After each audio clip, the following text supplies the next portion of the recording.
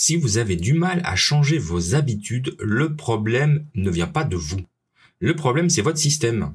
Les mauvaises habitudes se répètent encore et encore, non pas parce que vous ne voulez pas changer, mais parce que vous n'avez pas le bon système pour changer. Se concentrer sur le système global plutôt que sur un seul objectif est l'un des thèmes principaux de cet épisode. C'est aussi l'une des significations les plus profondes du mot atomique, parce qu'aujourd'hui, on va parler des habitudes atomiques ou atomic habits. Vous avez probablement compris qu'une habitude atomique fait référence à un changement minuscule, un gain marginal, une amélioration de 1%. Mais les habitudes atomiques ne sont pas n'importe quelles vieilles habitudes, aussi petites soient-elles. Ce sont de petites habitudes qui font partie d'un système plus vaste. Tout comme les atomes sont les éléments constitutifs des molécules, les habitudes atomiques sont les éléments constitutifs de résultats remarquables. Les habitudes sont comme les atomes de la vie. Chacune d'entre elles est une unité fondamentale qui contribue à votre amélioration globale. Au début, ces petites routines semblent insignifiantes, mais très vite elles se construisent les unes sur les autres et alimentent de plus grandes victoires qui se multiplient à un degré qui dépasse de loin le coût de leur investissement initial. Elles sont à la fois petites et puissantes. C'est le sens de l'expression habitude atomique. Une pratique régulière ou une routine qui n'est pas seulement petite et facile à faire, mais aussi la source d'une puissance incroyable, un élément du système de croissance composé.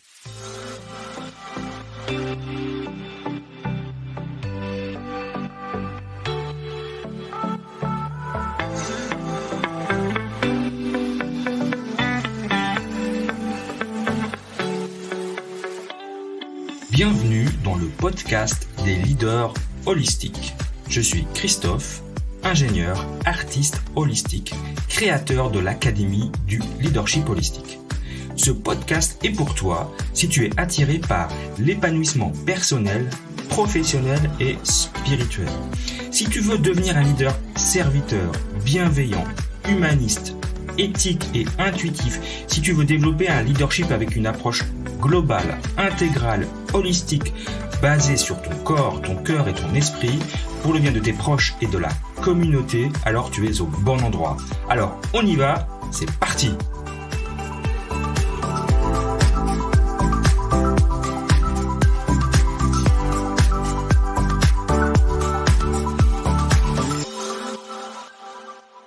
James Clear a un site web très populaire qui s'appelle jamesclear.com et des millions de personnes le visitent chaque mois et des centaines de milliers s'abonnent à sa newsletter. Après avoir lu son livre Atomic Habits, je comprends mieux pourquoi. C'est plutôt un écrivain intéressant qui distille l'essence de la formation des habitudes dans, je dirais, ses composants fondamentaux, la structure atomique, si vous voulez, tout en nous montrant comment ces petites améliorations incrémentielles s'additionnent pour donner de puissants résultats. Nous parlerons des mathématiques derrière des gains quotidiens de 1% dans la première grande idée que je vais développer dans cet épisode. Je dis rarement qu'un livre est absolument à lire, mais alors celui-là, vraiment, c'est probablement un des plus importants livres que j'ai jamais lus.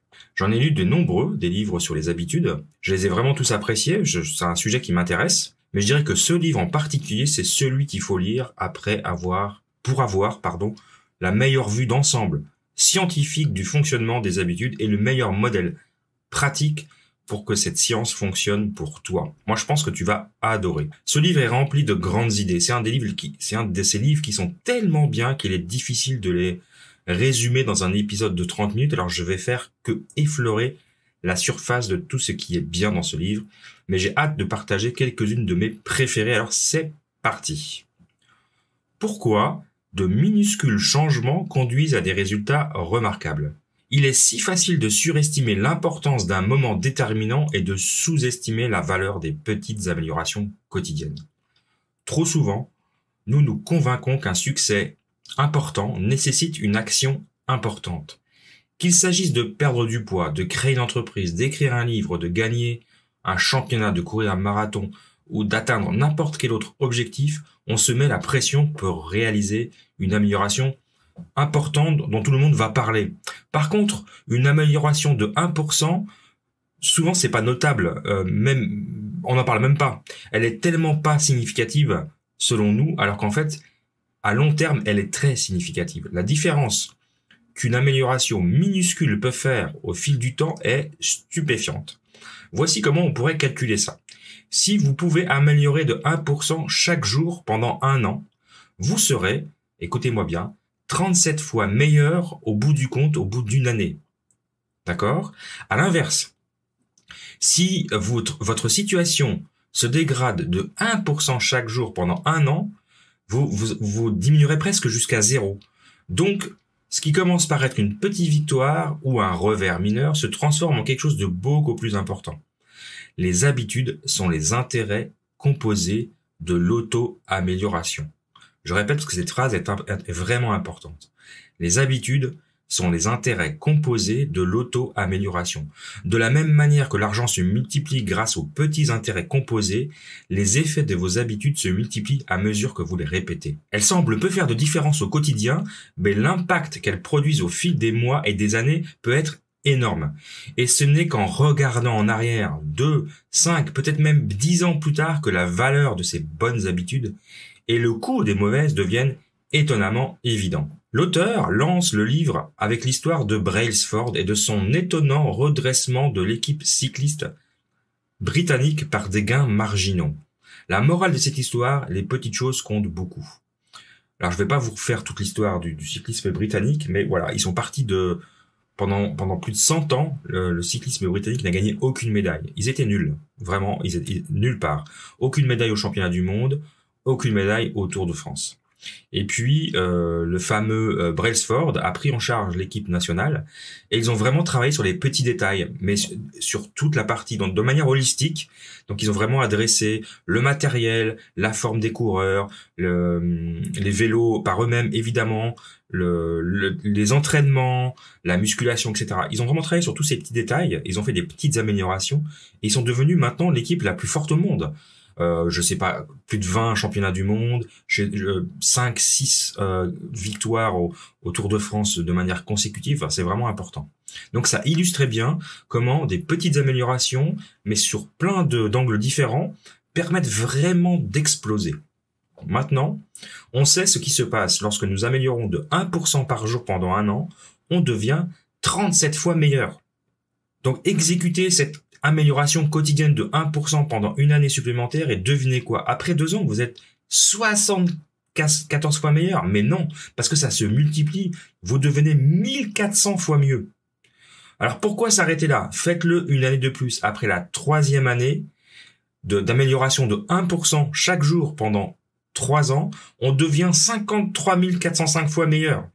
Et au bout de 4 ans, 2 17 828 fois meilleur. Et au bout de 5 ans, 76 240 507 fois meilleur. Enfin, je pourrais continuer longtemps, mais si on fait le travail, le calcul sur 10 ans, on devient quasiment 1 quadrillion de fois meilleur que le départ. Donc plus de quasiment 5, donc c'est exactement 5,87, 10 puissance 15. On sait même pas ce que ça veut dire tellement c'est énorme. Donc rendez-vous compte.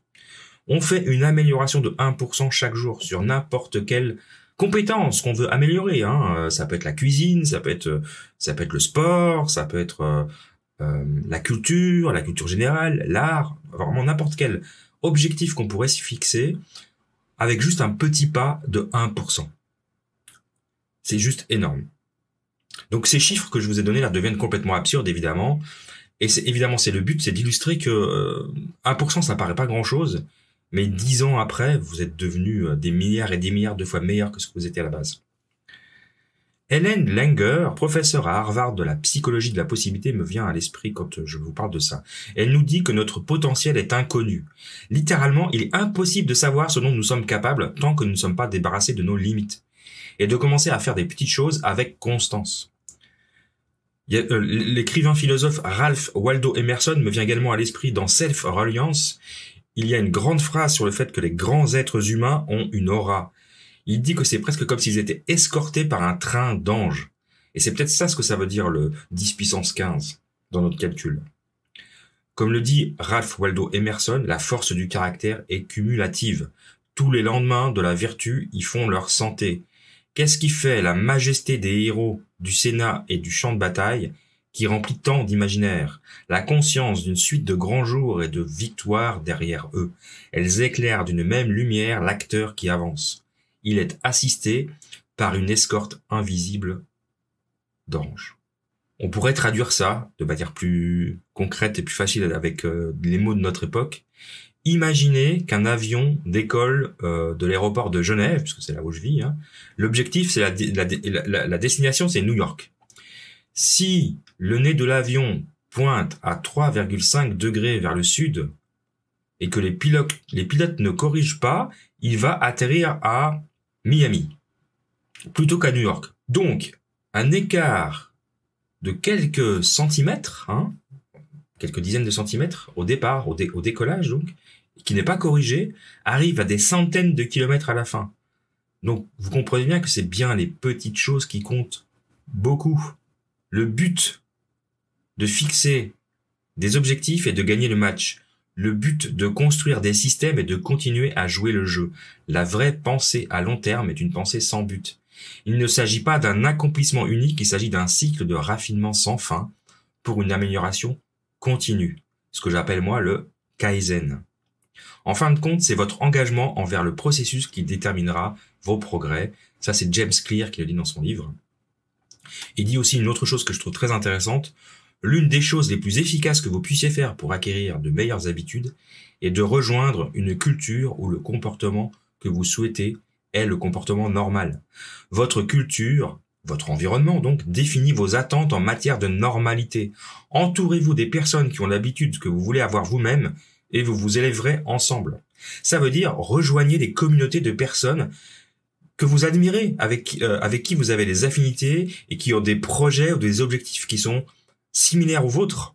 Et vous verrez que par synergie, cette énergie justement va se contaminer sur vous et vous progresserez avec ces gens. Donc je trouve vraiment intéressant l'approche de James Clear par rapport à ça, parce que c'est vraiment des choses qui fonctionnent.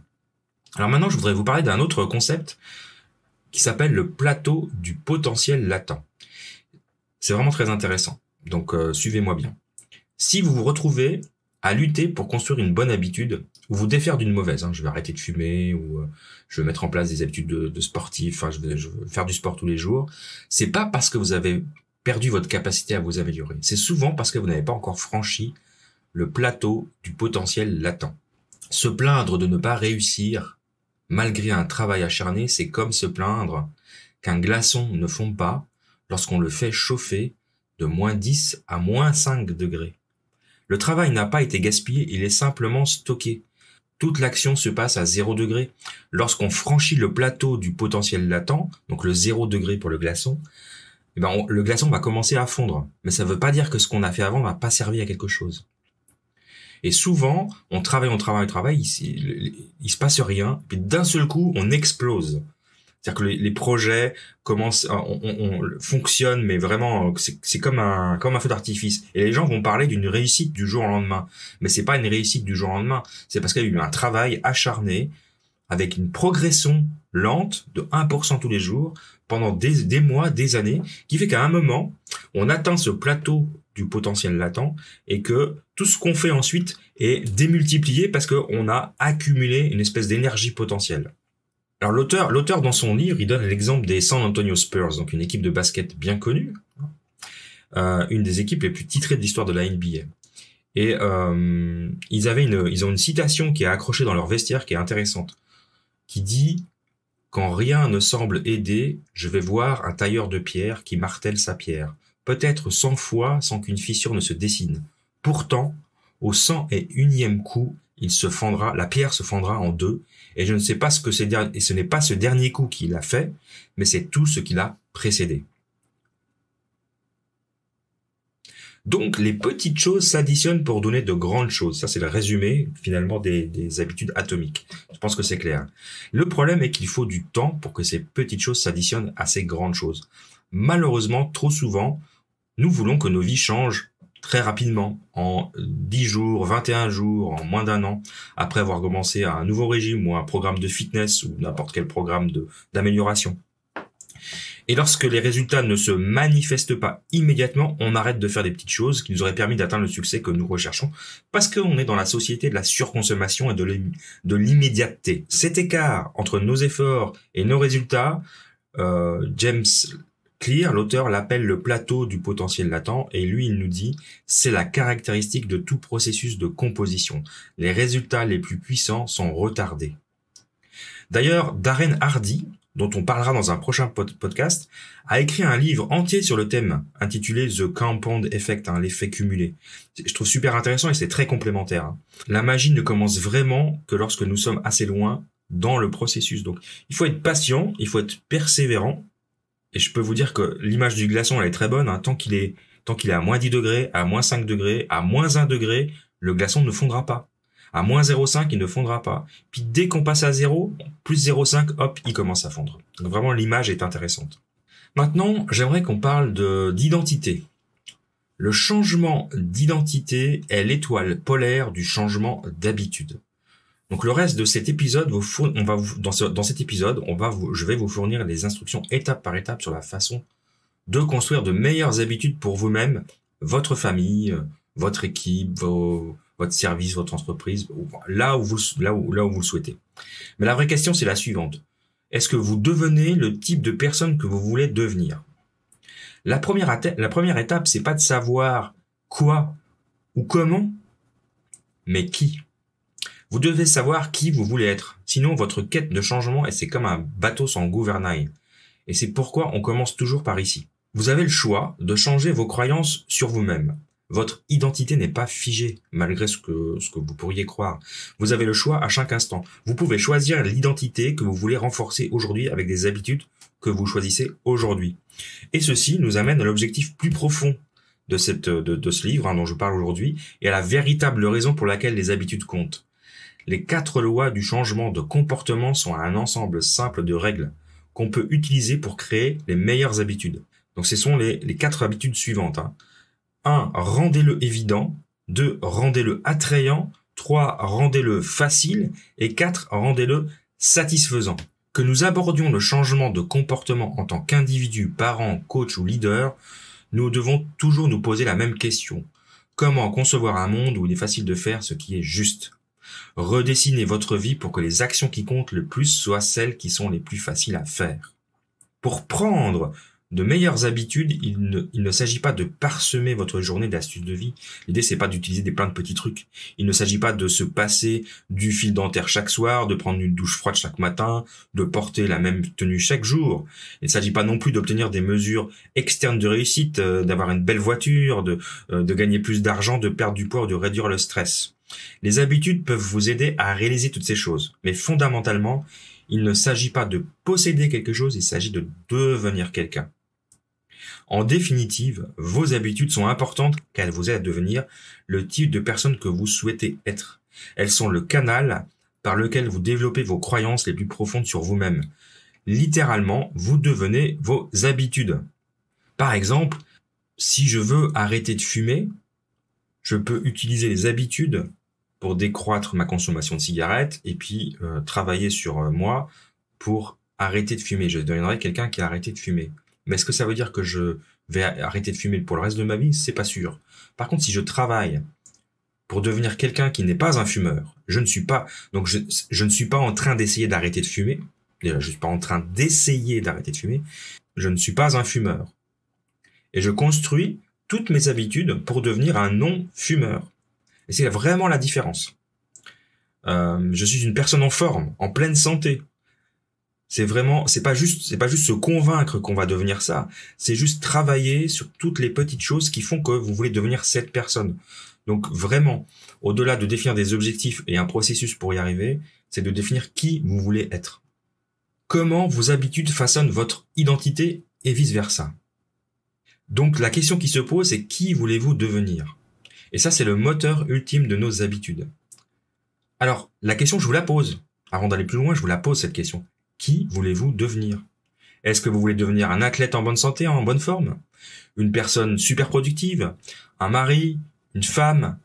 Une mère? Un père? Formidable! Plus vous répétez un comportement, plus vous renforcez l'identité associée à ce comportement. En fait, le mot identité est à l'origine dérivé du mot latin essentitas, qui signifie être, et identitem, qui veut dire répéter. Donc votre identité est littéralement votre être répété. C'est quand même incroyable.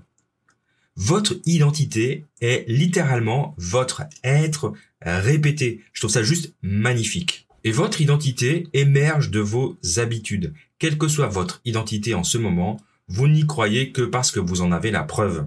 Donc, vous voulez une nouvelle identité? Répétez le comportement souhaité aussi souvent que possible et vous deviendrez qui vous voulez être.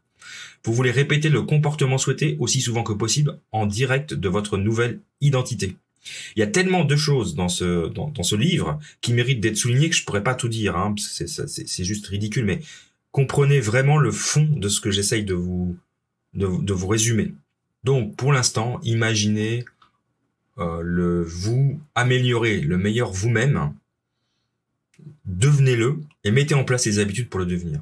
Donc, je vous ai parlé tout à l'heure des 4 lois du changement de comportement. On va revenir là-dessus. Si un comportement est insuffisant dans l'une des 4 étapes, il ne deviendra pas une habitude. Donc, ces 4 étapes sont nécessaires, indispensables. Éliminez l'indice et votre habitude ne commencera jamais. Réduisez l'envie et vous n'aurez pas la motivation suffisante pour agir. Rendez le comportement difficile et vous ne serez pas capable de le faire. Et si la récompense ne satisfait pas votre désir, alors vous n'aurez aucune raison de le refaire à l'avenir. Sans les 3 premières étapes, un comportement ne se produira pas. Et sans les 4 étapes, un comportement ne se répétera pas. En résumé, l'indice déclenche une envie qui motive une réponse, laquelle fournit une récompense qui satisfait l'envie et finalement devient associée à l'indice. Vous voyez, c'est un cercle vertueux. Ensemble, ces 4 étapes forment une boucle de rétroaction neurologique. Indice, envie, réponse, récompense. Indice, envie, réponse, récompense. Qui vous permet finalement de créer des habitudes automatiques. Ce cycle est connu sous le nom de boucle de l'habitude. Donc les 4 étapes qui forment la boucle des habitudes est la base des 4 lois du changement du comportement. Elles sont, je répète encore une fois, indice plus envie plus réponse plus récompense. Nous avons un indice dans notre environnement qui conduit à un désir de faire quelque chose. Nous répondons à ce désir et nous obtenons une récompense et on répète. Disons que on veut méditer dès le matin. Donc la loi numéro 1 dit rendez-le évident. Hein, c'est le côté indice, l'indice. Nous pouvons utiliser des intentions de mise en œuvre telles que je méditerai à la 1re heure du matin dans ma chambre. C'est important de définir le moment et le lieu. Il faut être précis pour augmenter les chances de réussite. On peut également rendre le repère évident en aménagement l'environnement. On peut placer le coussin ou le tapis de méditation au pied du lit. Ou entre la chambre et la salle de bain, de façon à ce qu'on peut pas le rater, quoi. C'est évident que le matin on se lève, on va directement sur le tapis de méditation. La loi numéro 2, rendez-le attrayant. Pensez à toutes les recherches qui démontrent les avantages que vous recherchez. La méditation, ça implique un esprit calme. On peut également l'associer à quelque chose qu'on aime faire, comme boire une tasse de café ou un thé après avoir médité. Donc on s'octroie une petite récompense après l'avoir fait. Ou un autre moyen, c'est de rejoindre une communauté où le comportement qu'on souhaite est un comportement normal, c'est-à-dire qu'on s'entoure de gens qui font de la méditation, tout bêtement. Leçon numéro 3, loi numéro 3, faciliter les choses. La façon la plus simple de rendre les choses faciles, réduisez les habitudes jusqu'à ce qu'elles puissent être réalisées en moins de 2 minutes. Donc les petites habitudes ridicules. L'idée c'est de maîtriser le moment décisif, d'optimiser les petits choix qui ont un impact considérable. Donc l'idée c'est pas de se dire je veux m'habituer à méditer 20 minutes tous les jours. C'est dès que je me lève, je vais sur mon tapis de méditation. Puis après, vous êtes comme un robot parce que à partir du moment où vous êtes sur votre tapis de méditation, vous allez méditer. Donc l'idée, c'est de réduire l'habitude en petites choses et c'est ce déclencheur-là qui fait que le reste va s'enclencher de manière automatique. Et enfin, la loi numéro 4, rendez-la satisfaisante. L'idée, c'est de s'accorder une récompense immédiate après avoir pris une nouvelle habitude. Donc, utilisez, par exemple, un outil de suivi, donc un petit tableau. Si on veut s'engager à méditer quotidiennement, en plus des avantages d'un esprit plus calme, qu'on expérimente évidemment quand on médite, et on expérimente aussi le plateau du potentiel latent d'ailleurs, hein, parce que pendant un certain temps, la méditation va pas faire grand-chose, puis d'un seul coup, paf, ça va devenir, vous allez plus pouvoir vous en passer, parce que c'est vraiment quelque chose qui va vous apporter de la zénitude. L'idée, c'est de le noter, de l'enregistrer, et puis d'insérer votre comportement souhaité dans une certaine routine. Donc, suivez les 4 lois, faites le contraire pour les choses dont on veut se débarrasser. Ça, c'est intéressant, hein. Les 4 lois marchent dans un sens et marchent dans l'autre. Comment mettre en place une habitude ou comment se débarrasser d'une habitude. Et comment se débarrasser d'une habitude? Prenons un autre exemple. Admettons qu'on aimerait arrêter de manger de la junk food, de la malbouffe, McDo et compagnie. Donc la première loi nous dit donc la rendre invisible. Comment? N'oubliez pas d'acheter votre volonté au magasin. En d'autres termes, n'achetez pas de junk food. Et jetez tout ce que vous avez. Rendez-le invisible. Parce que quand il est évident, quand il existe, qu'est-ce qu'on fait? On le mange. Donc, rendez-le invisible. N'achetez plus de chips, n'achetez plus de quoi faire des burgers, etc. Après, rendez-la peu attrayante. Recadrez votre état d'esprit. Mettez en évidence les avantages d'éviter les mauvaises habitudes. Par exemple, imaginez que votre énergie se stabilise et que votre santé s'optimise. Troisièmement, rendez la chose difficile. Augmentez la friction en augmentant le nombre d'étapes entre vous et vos mauvaises habitudes. Par exemple, vous devez vous rendre à l'épicerie pour acheter de la malbouffe.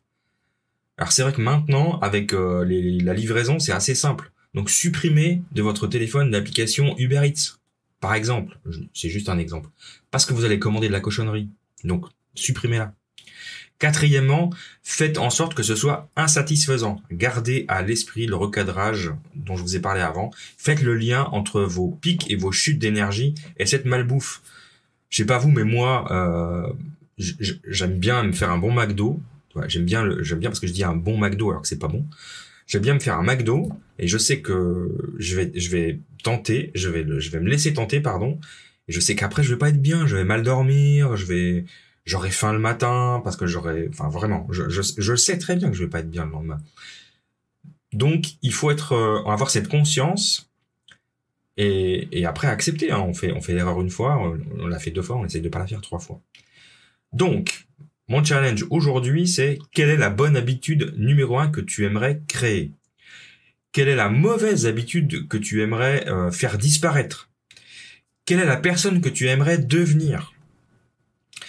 Donc passe un moment à travailler sur ce modèle avec les 4 lois, hein, que je répète, hein, rendre la chose évidente, ensuite la rendre attrayante, après se faciliter la chose, et enfin la rendre satisfaisante, se récompenser. Ça, c'est pour les habitudes positives, et puis pour les habitudes négatives, c'est l'inverse, c'est rendre invisible, rendre peu attrayant, rendre difficile et rendre insatisfaisant. Pour finir, je voudrais te parler du paradoxe de Sorites. C'est une parabole grecque ancienne connue sous le nom de paradoxe de Sorites, ou de Sorite, je ne sais pas comment on le prononce finalement, qui parle de l'effet que peut avoir une petite action lorsqu'elle est répétée suffisamment souvent. On pourrait la formuler de cette manière-là. Une seule pièce de monnaie peut-elle rendre riche une personne? Si on donne à une personne, disons, un tas de 10 pièces de monnaie, de 10 centimes, est-ce qu'on pourra dire à la fin qu'elle est riche? Probablement pas. Mais qu'est-ce qui se passe si tu en ajoutes une autre?